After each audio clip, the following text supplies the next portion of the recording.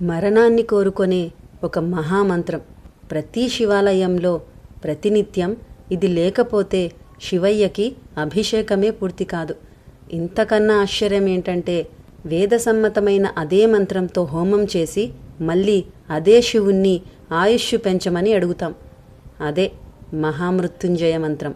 అయితే ఈ మంత్రం నిజంగా మరణాన్ని కోరుకుంటుందా, లేకపోతే మరణాన్ని కూడా శివానుగ్రహంగా మార్చే రహస్యమా? సమాధానం తెలుసుకోవాలంటే ముందుగా ఈ మంత్రం యొక్క హృదయాన్ని అర్థం చేసుకోవాలి. ఓం త్రయంబకం యజామహే సుగంధిం పుష్టివర్ధనం ఉర్వారుకమివ బంధనాన్ మృత్యోర్ముక్షీయమామృతాత్. దీని అర్థం ఏంటంటే సృష్టిలోని ప్రతి జీవికి జీవితం సజావుగా సాగడానికి కావలసిన శక్తియుక్తులను ప్రసాదించగలిగిన ముక్కంటి శివుడికి నమస్కారం. శివ, జీవించే శక్తిని ఇవ్వటమే కాకుండా మృత్యుబంధనం నుండి కూడా నువ్వే మమ్మల్ని విడిపించు. కానీ మా అంతిమ నిష్క్రమణ ఎలా ఉండాలంటే ఎలాగైతే పూర్తిగా పండిన దోసకాయ ఎటువంటి బాధ లేకుండా తన మొక్క నుండి విడిపోతుందో అదేవిధంగా మరణకాలం ఆసన్నమైనప్పుడు మా ఆత్మ కూడా శరీరం నుండి నిశ్శబ్దంగా నిష్క్రమించాలని ఈ మంత్రం ద్వారా వేడుకుంటాం. ఒక్క మాటలో చెప్పాలంటే యాతన లేని మరణం. ఉర్వారుకమివ అంటే దోసకాయలాగా. మీరెప్పుడైనా గమనించారా?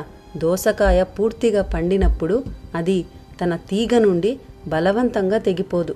అది చాలా నిశ్శబ్దంగా, సహజంగా, ఎంతో సులభంగా తన మొక్క నుండి విడిపోతుంది. ఎటువంటి గాయం లేకుండా, ఎటువంటి బాధ లేకుండా.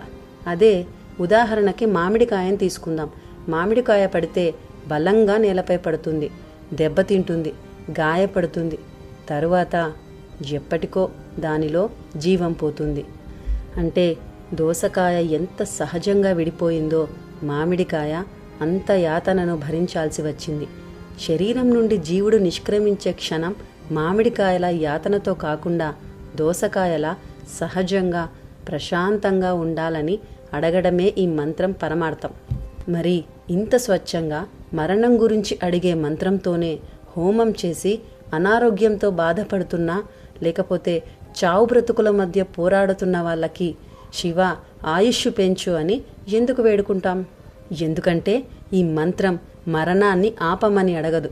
జీవితంలో మనం అత్యంత బలహీనంగా ఉన్న క్షణాల్లో, అది అనారోగ్యమైన, మరణకాలమైన లేదా మరణ సదృశమైన ఇంకేదైనా కష్టం వచ్చినా ఆ క్షణంలో కూడా శివుడి అనుగ్రహం, శివుడి రక్షణ మనకు తోడుగా ఉండాలని, ఆ క్షణాల్లో మనసు వేదనతో కాకుండా శాంతిగా ఉండాలని కోరుకోవడమే ఈ మంత్రం అసలైన పరమార్థం. ఇలా శివుణ్ణి వేడుకుంటే జీవించి ఉన్నప్పుడే కాదు, ఆఖరికి శరీరం నుండి నిష్క్రమించిన తర్వాత కూడా జీవుడు భయపడడు. ఎందుకంటే శివుడు తోడుండని స్థలం ఎక్కడుంది? శ్మశానం వరకు వచ్చి తన వాళ్ళు వదిలి వెళ్ళిపోయినా కూడా శివుడు తోడుగానే ఉన్నాడు. అందుకే కదా శ్మశానాన్ని కూడా రుద్రభూమి అంటారు. మృత్యుంజయ మంత్రం అంటే ఆయుష్ పెంచమని అడగటం కాదు, లేదా ఇంకేంటో ఇవ్వమని కోరటం అస్సలు కాదు.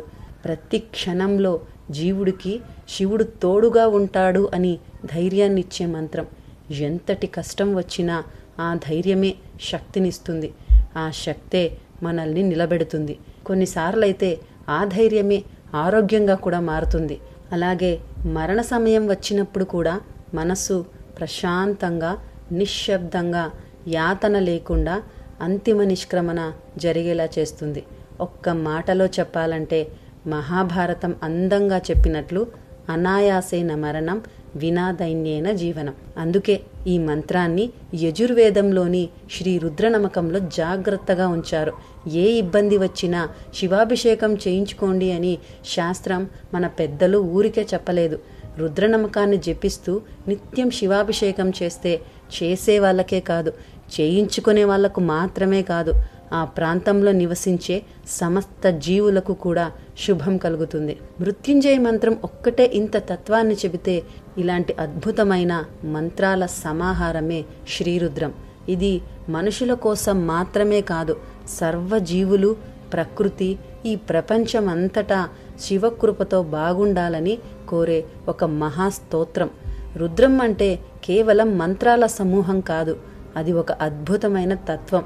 కుదిరితే శ్రీరుద్రం మీద ఒక ప్రత్యేకమైన వీడియో చేస్తాను. ఈశావాస్యం ఇదం సర్వం శివం. జైతు సనాతన. నమస్తే.